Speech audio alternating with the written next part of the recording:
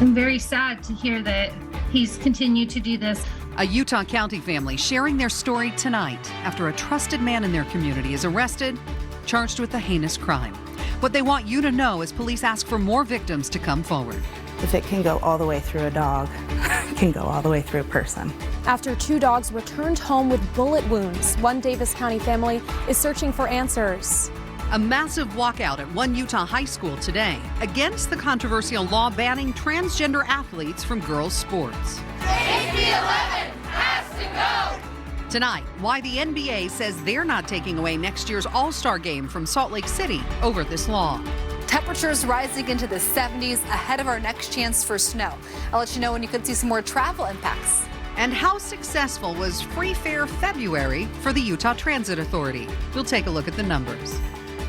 Live from Utah's news leader, Fox 13 News at 9 starts right now. Thanks so much for joining us tonight. I'm Amy Nay, filling in for Bob and Kelly. New tonight, a family says they're coming forward after victims after a leader at a Springville church was arrested on 4 counts of sexual exploitation of a minor. Now, the Utah County Sheriff's Office worries there may be more victims out there. Fox 13 News reporter Spencer Joseph has the story you'll only see here. I was 8 years old. I think it might have started when I was 7. At first, it was just like, someone I knew. And then he started getting closer to me and my family. The man talking, who we will keep anonymous to protect his identity, is coming forward to say he was a victim of a man named Kevin Sykes. He would get my attention with something that would catch my eye. And then he would,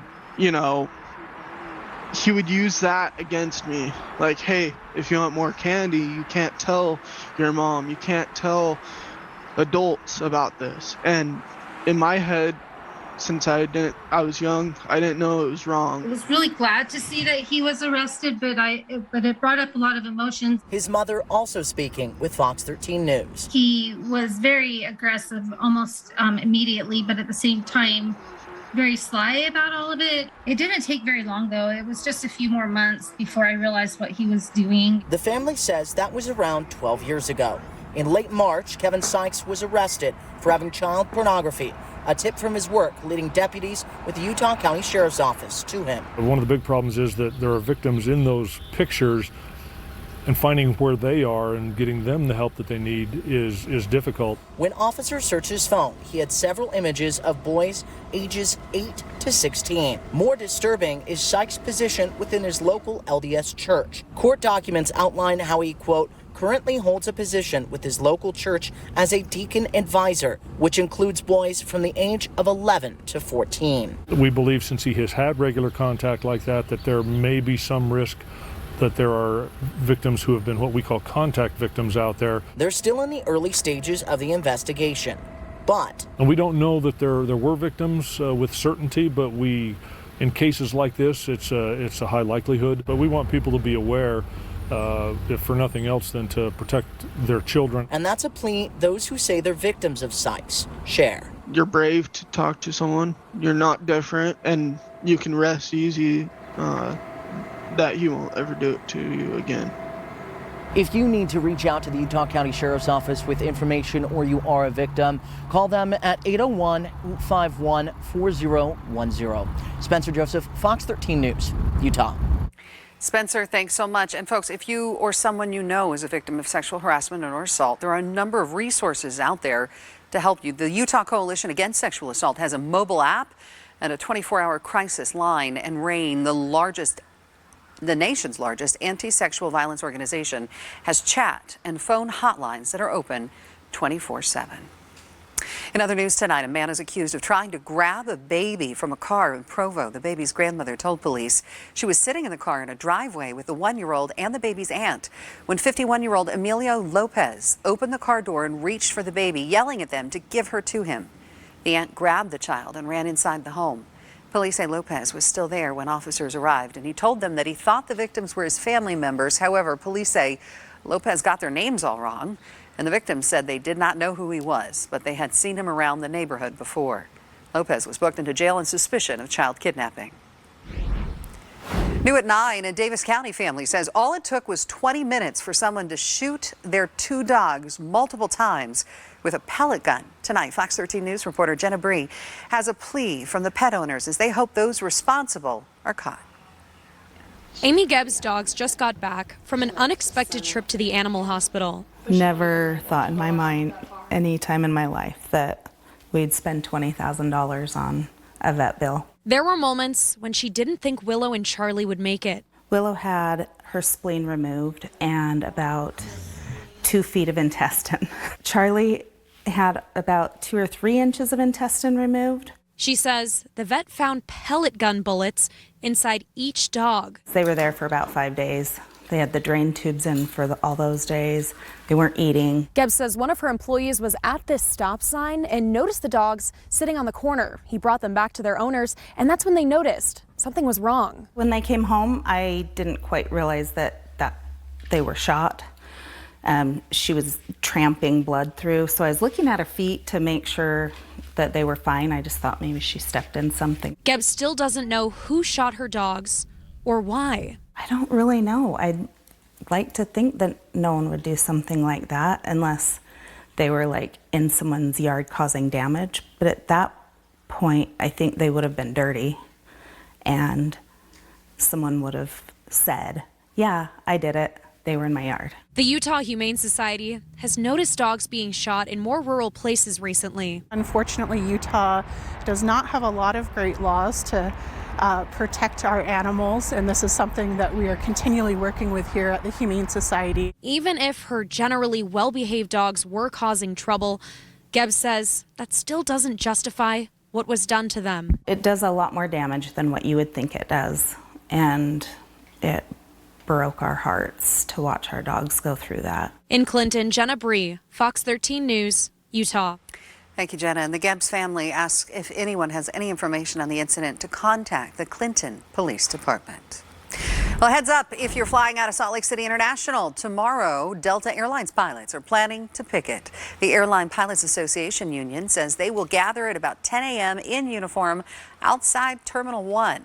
Now, the pilots say they're overworked from Delta scheduling more flights than they can handle. This comes after the union held a protest by Alaska Airlines pilots in Seattle earlier this month, which forced flights to be canceled. That's the video you're looking at right now. But a Delta pilot protest last month in Atlanta did not impact flight operations.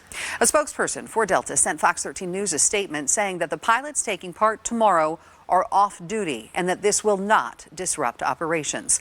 It went on to say, quote, pilot schedules remain in line with all requirements set by the FAA as well as those outlined in our pilot contract. Time for us to check in on your weather, see if that could be causing any delays when it comes to flying. A lot of people getting out and about for spring break this week, Allison. Yes, and I'll tell you what, tomorrow and Thursday and Friday, those are going to be your 2 best days to get outside.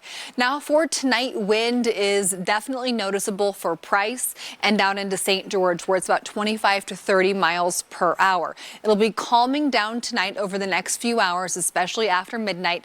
And then we head into Thursday, Friday, we have high pressure building. By Saturday, a system scoots by to our north. We see a cold front out of this. Saturday evening could see a few isolated showers.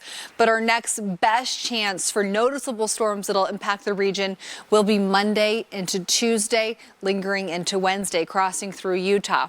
So for today, we do have the clear conditions, the dry roads for you tonight. We'll have a cool start tomorrow morning. Right now, we're in the 30s and low 40s for much of the state. 41 for Provo, 43 for Salt Lake, 39 for Ogden this evening. Still in the 60s in St. George, but here in Salt Lake City, when you wake up tomorrow morning, right around freezing with clear sky. So coming up, I'm tracking a warm up and then a cool down and chances for snow. I'll let you know when we could see some more travel impacts coming up. A new round of sanctions targeting Russia announced by the Biden administration. I'm Lauren Blanchard in Washington, plus what lawmakers are saying about the ongoing war overseas. Using fire to prevent fire, how agencies across the state of Utah are performing fuels mitigation work to lessen the chances of catastrophic wildfires.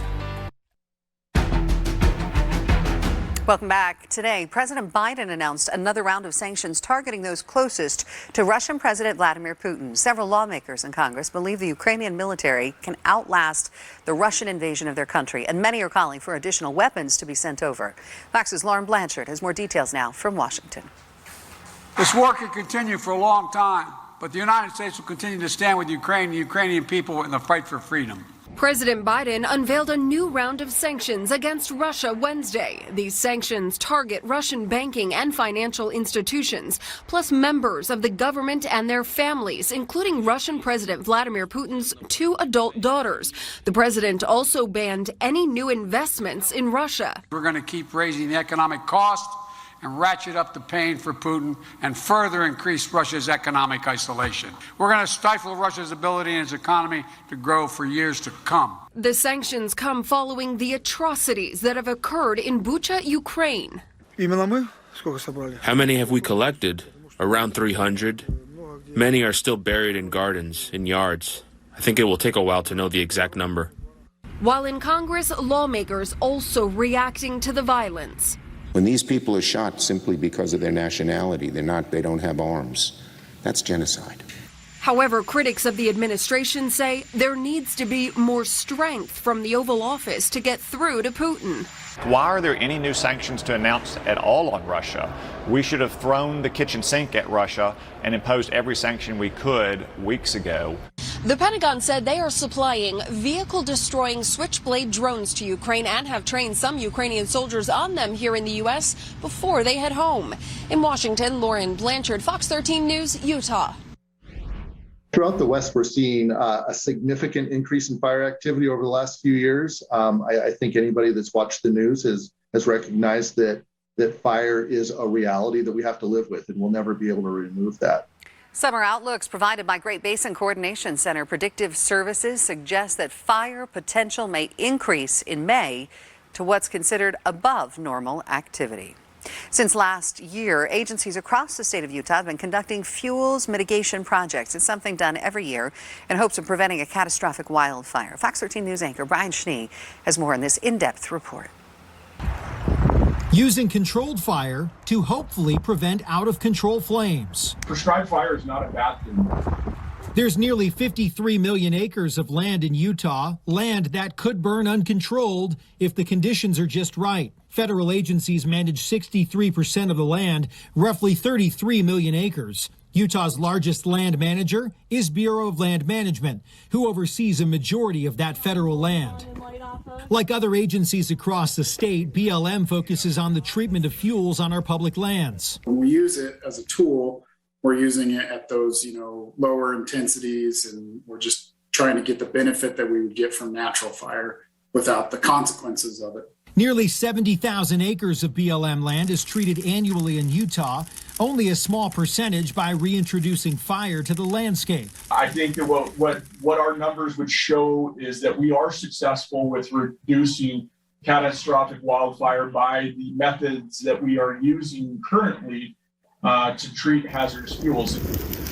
The same goal for their federal partners at the U.S. Forest Service. The attempt with fuels management is to create positive outcomes and limit the number of negative effects that wildfires can cause. Forest Service personnel have treated 41,000 acres in Utah since the end of last summer, with hopes of treating another 50,000 acres this year. We've seen lots of work, BLM, Forest Service, state. Same goes at the state level. Utah's Division of Forestry, Fire, and State Lands works with counties and private landowners to choose which areas to treat. Typically, they fall into these categories as far as to reduce hazardous fuels, which protects, the communities by decreasing the potential for the catastrophic wildfires in the future. Fuels management work, including prescribed fire, works to improve wildlife habitat, promoting grazing, restoring an area back to its natural state, and promote overall forest health. I've got Forest Service. Regardless of the emblem on the uniform and the way they go about the treatment, they have similar goals. For every prescribed fire that we conduct is hopefully less acres of a catastrophic wildfire that we can't stop. Looking at the big picture here in Utah, Utah's Watershed Restoration Initiative shows the projects across the state. Now, right now, more than 260 projects in motion, totaling more than 700,000 acres. There are nearly 150 projects in the works that would treat another 300,000 acres. And then in total, WRI has tracked nearly 2,500 projects amounting to more than 2 million acres. Learn more about the work being done near your community on our website, fox13now.com. Brian Schnee, Fox 13 News, Utah. Brian, thank you. Those preventative measures are especially important this year as state officials are warning of a rough fire season. That's because of the ongoing drought, of course. Take a look at this shared with Fox 13 News of Jordanelle Reservoir back in 2019 and then now. These are the conditions facing much of the state. The good news is that soil moisture is up, and that means more snow and rain will go into the reservoirs, but not enough to prevent the need for water restrictions. Also, get ready for fireworks restrictions. Some cities could severely restrict them again this year. And as always, you're advised to be careful with any kind of spark.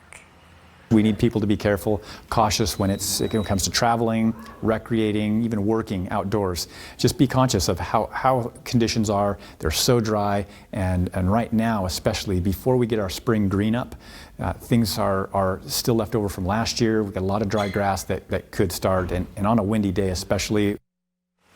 Fire conditions are average for this time of year, but come June, state officials are preparing for things to get worse. Time right out for us to check in with Utah's Weather Authority. Allison Crokin is here with us, our meteorologist here in the evening. So nice to work with you. Yes, welcome back. Nice to see you. Thank you. Okay, so you're forecasting this wild weather we have in spring here in Utah. Yes, 60s and 70s the next 2 days. The day to get outside will be Friday. That's going to be our nicest day over the next week. So if you can arrange your schedule a little bit, hopefully this is enough of a heads up. You can spend at least an hour outside after work on Friday. Or if you work Friday nights, I work evenings as well. So Friday morning is going to be my time to get outside every day if I can. Tonight, sunset, beautiful. Thank you so much to Jennifer for posting this in our Facebook group, Utah's Weather Authority. If you haven't joined us yet, temperatures today below average by about 10 degrees. So 60 is a normal high this time of year. Tomorrow, we're very close to average. Sun will rise tomorrow about 7 a.m. and then it sets tonight about 8 o'clock.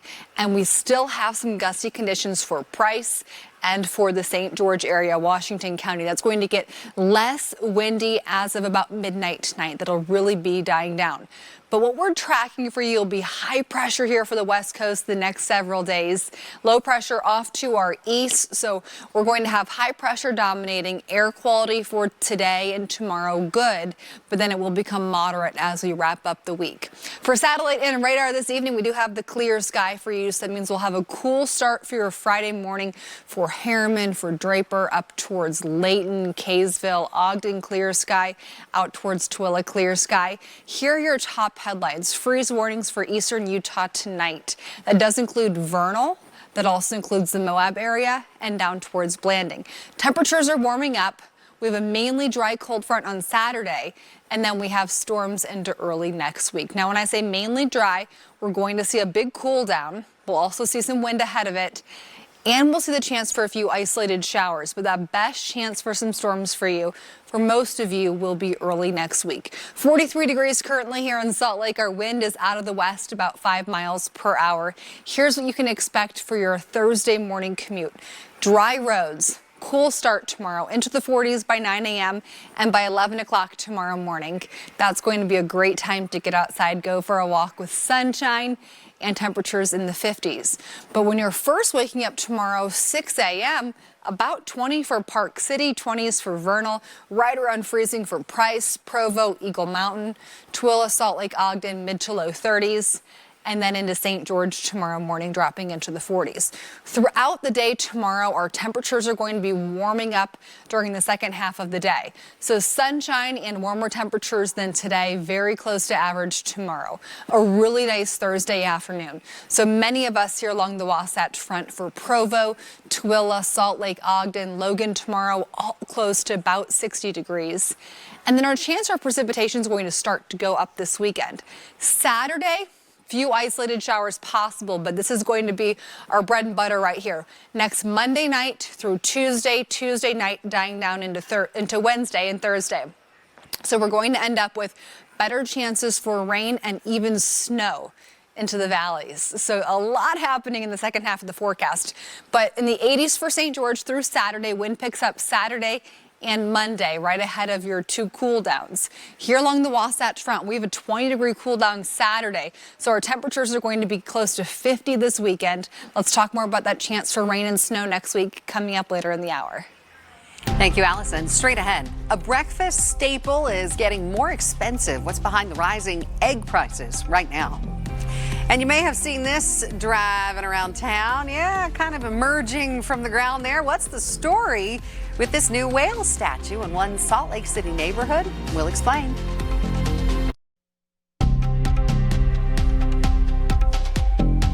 Talking about your financial headlines tonight, and it was a tough day on Wall Street, but experts say it could have been worse. All 3 major indexes slid as the Fed eyes another potential interest rate hike. The Dow fell 145 points to close at 34,496.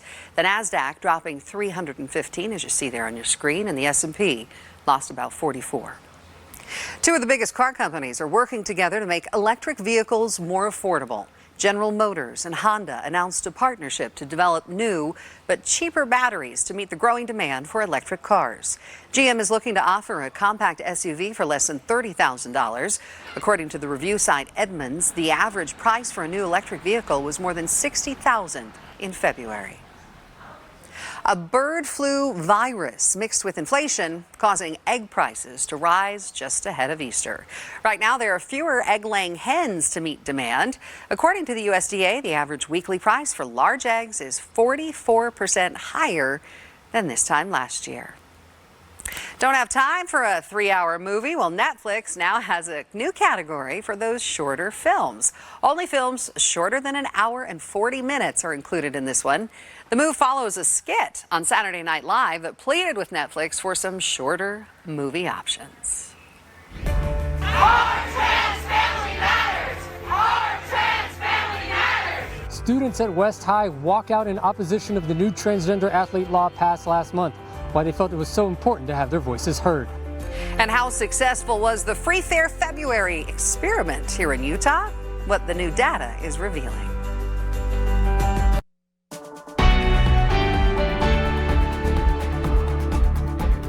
It's not surprising, but it is a huge disappointment. Well, those cheering students were at West High in Salt Lake City today as they tried to get their voices heard on the state's new transgender athlete law that was passed last month. Fox 13 News reporter Chris Arnold was at the student-led walkout earlier today. This is one of many bills that attack our rights as trans youth. This is Danny Malaleu, a sophomore at West High. Danny identifies as trans non-binary and participates in both track and volleyball. They spoke about the struggles that come with being just one of the few trans athletes in the state. I'm non-binary and I'm proud of that. And going to these meets, knowing that I'm trans, knowing that I'm non-binary, it's kind of just getting told over and over, you don't belong. Which is why Danny felt it was so important to speak out today. We don't have to be scared just because a few laws are made. It's not going to be an easy road. That was obvious to begin with, but we can do this. It was a sentiment echoed by many of Danny's peers,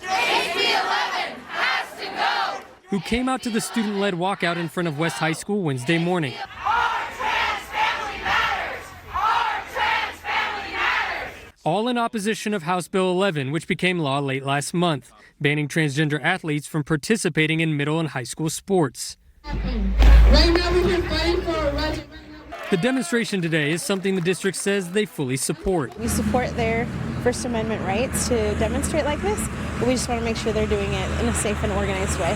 As for those personally impacted by House Bill 11 going into law like Danny, they say they will continue to speak up on this issue. You make as many bills as you want. We will be here. We're not going to go away just because you make a law saying we don't belong. We do belong. Well, even though House Bill 11 is now law, students I spoke with earlier today are hoping events like this will be a spark for change in the future. Out in front of West High, Chris Arnold, Fox 13 News, Utah. Chris, thank you. Speculation, meantime, has swirled over whether the NBA would move the 2023 All-Star Game out of Salt Lake City, where it's scheduled, because of Utah's transgender athlete ban. This afternoon, NBA Commissioner Adam Silver says he doesn't anticipate doing that. The NBA did move the 2017 All-Star Game from North Carolina after that state passed a law requiring transgender people to use the restroom that corresponded with their birth sex. We also want to be realistic, too, in terms of the impact we can have. In the case of HB2 in North Carolina, I think it was our collective view, we working with the Hornets, that we could have an impact on that legislation.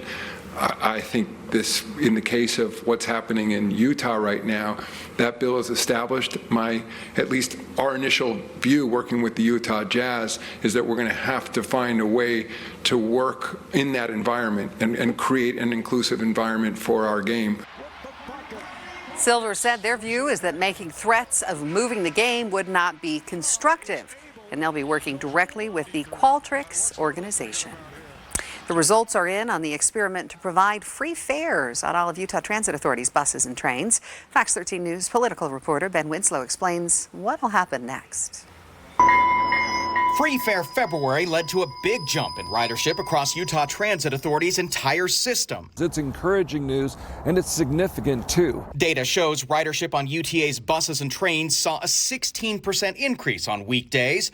On weekends, it shot up to nearly 60% on Saturdays, with more people taking FrontRunner, and a 32% increase on Sundays when only bus and tracks are available. The weekend numbers were really good.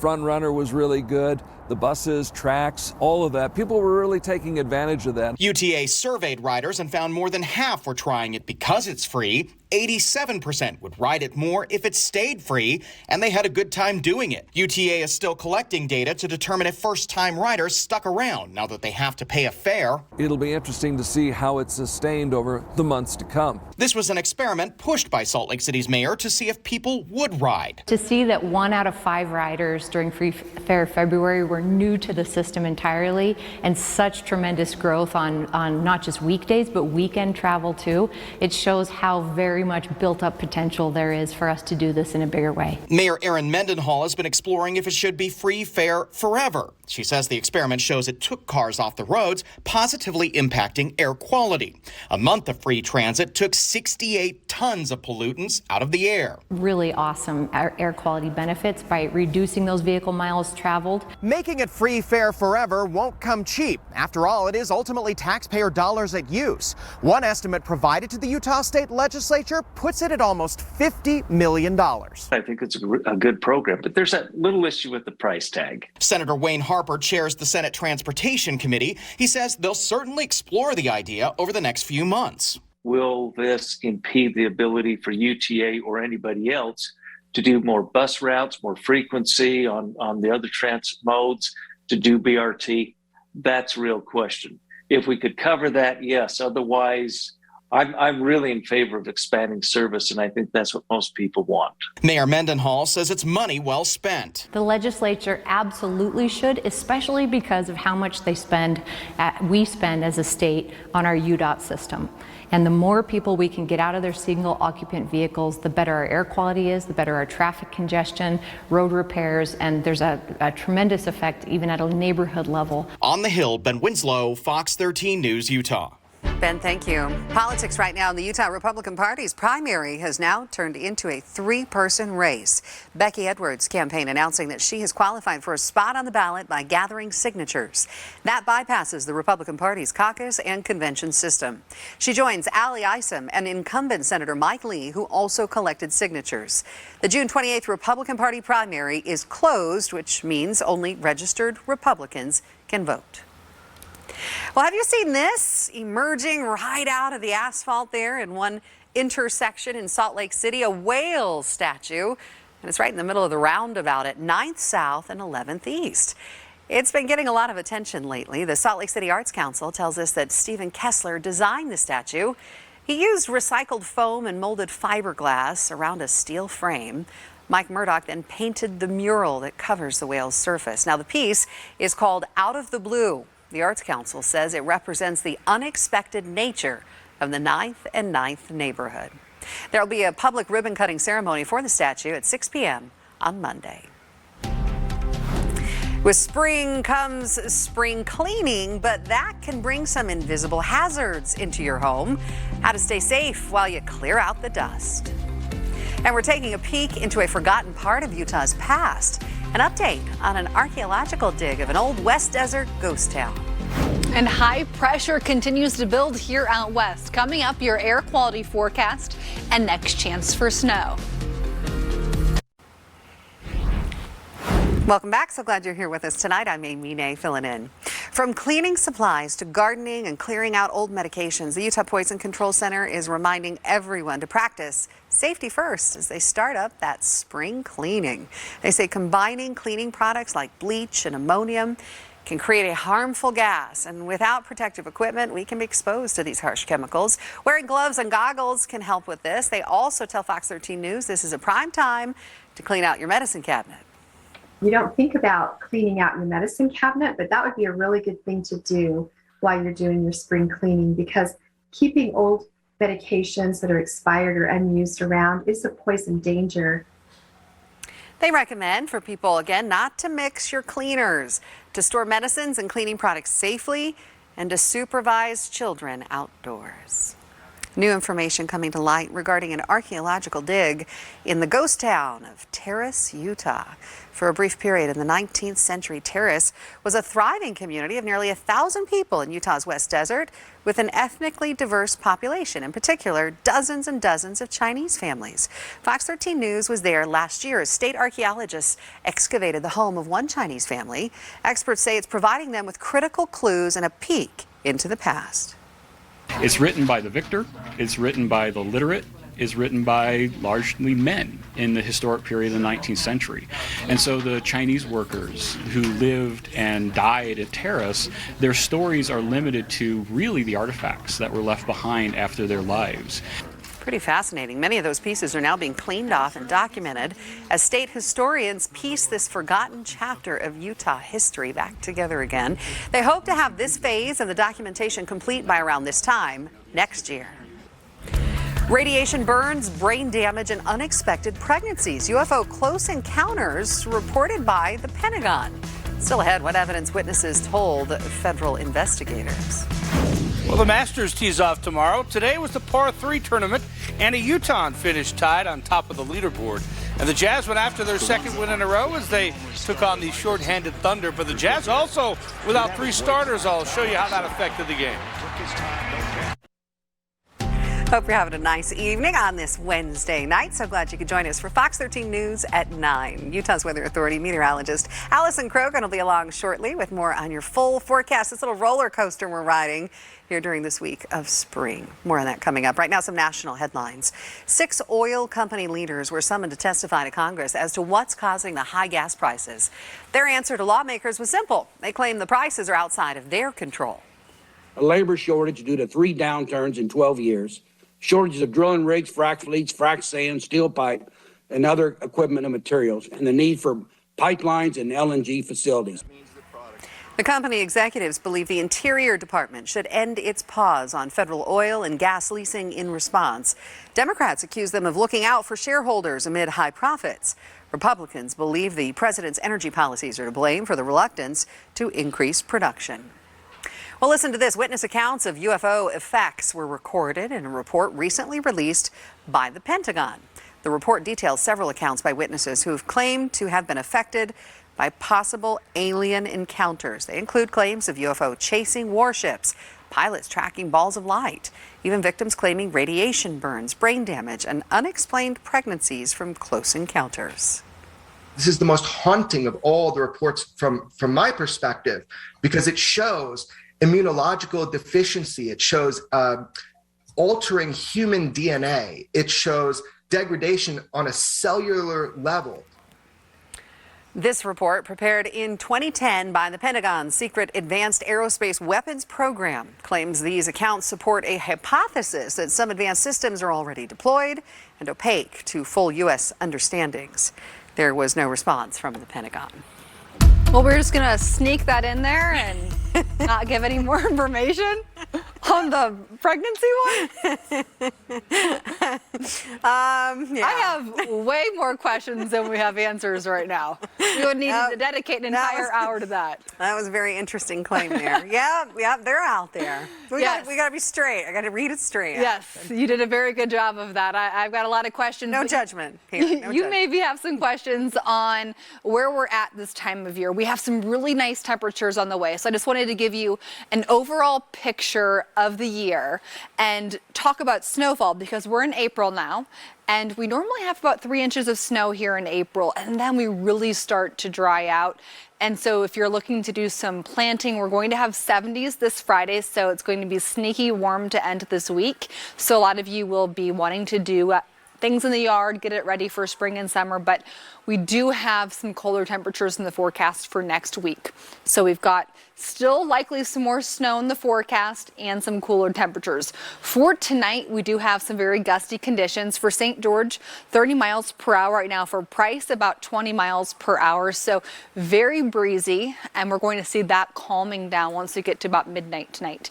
As you wake up along the Wasatch Front, we'll have a really nice start tomorrow morning, but it will be cool, clear, but in the 30s. So you're going to look out the door. It's going to look really nice, but it's going to be much chillier than you'd guess. And then by 10 o'clock tomorrow morning, we're back into the mid to upper 40s. For tonight, we have the clear sky here across the Wasatch Front. Really nice evening for West Valley out through Twilla, Stansbury Park, up towards Ogden, the Cache Valley. For central Utah, looking really good through Richfield, Loa, down through Panguitch, Zion. Then for Washington County, that's where we're seeing our breeziest conditions. For the Salt Lake Valley, for Thursday, good air quality, but by Friday, we do have some moderate air in the forecast. Saturday, we have a mainly dry cold front, and then we'll cool even more with some chances for snow early next week. I'll get to all those temperatures in just a second, but overnight temps, 7 a.m., right around freezing for much of the Wasatch Front. So for Provo, Eagle Mountain tomorrow morning, temperatures close to 30, closer to about 35 for Twilla, Salt Lake, and for Ogden, and for St. George, 44 degrees. Forecast at a glance tomorrow, Salt Lake 62, Ogden 61, Provo 61 degrees, and for central and southern Utah, Cedar City 65, Richfield 62, St. George 80 degrees. So a really nice day here across the state tomorrow, even warmer on Friday. Moab 66, Price 63 tomorrow for the Uinta Basin, 61 degrees in Vernal tomorrow. And as I show you this future cast, Saturday we have a mainly dry cold front. Could see a few isolated showers, but most of that precipitation will stay off to our north and east. Then into Tuesday, into Wednesday, we see our snow levels dropping, much cooler temperatures by Tuesday night into Wednesday morning. We could even see some snow returning to the Wasatch Front with very cold temperatures in our outlook for days 6 to 10. So about a week and a half out, we're going to have those temperatures for the 16th of April. Cold here out west, so beyond our 7-day forecast, taking you through the next week and a half. For St. George, you're going to be windy on Saturday. Temperatures close to 90 Friday and Saturday. Sunday, 73, really nice. Monday, wind picks back up, 74 for a high, dropping into the 50s by next Tuesday.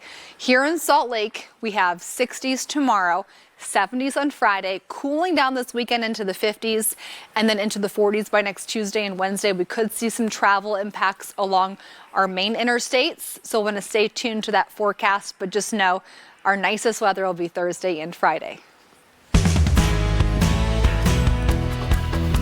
The Utah Jazz clinched the playoff spot with an overtime win over the Memphis Grizzlies last night. Tonight they took on the Oklahoma City Thunder. Without 3 starters, Donovan Mitchell, Mike Conley, Royce O'Neal, all took the night off. But the injury report for the Thunder even worse.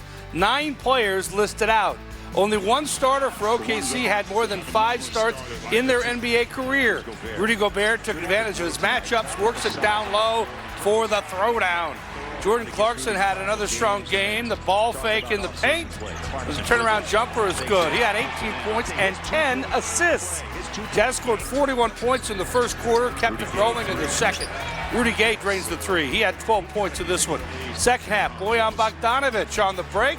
Pulls up, decides to take the 3. Good idea.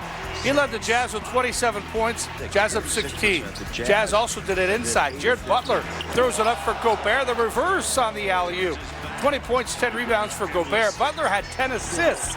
Here's another good one to Juancho Hernan Gomez for the easy jam. This time, JC with the assist to Hassan Whiteside. Big finish there. Hit 15 points, 11 rebounds. And Daniel House Jr. also impressive. Step back three is good. He had 14 points for the Jazz. We started with a Gobert dunk. Why not end with another? Jazz won a big 137-101. They remain fifth in the West, 2 games behind the Mavericks, 1 game ahead of the Nuggets with 2 games to play.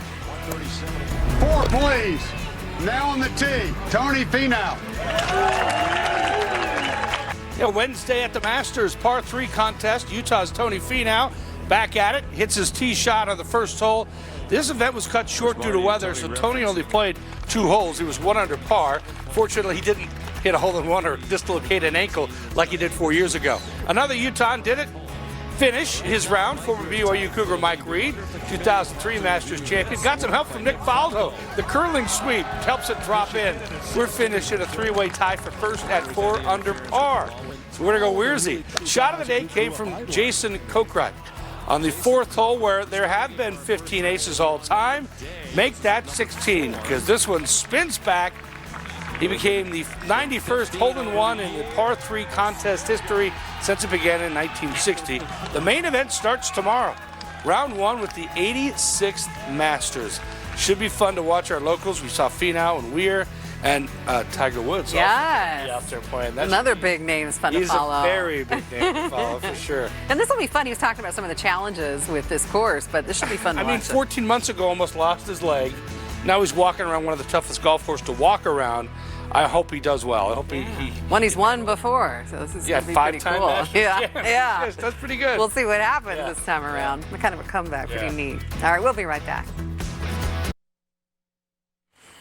More and more celebrities are posting pictures of themselves online without any makeup. So what's behind the trend? A psychiatrist told the Wall Street Journal that social media's impact on teens has been studied, but it can also impact women as they age because how a woman looks may not match how they feel.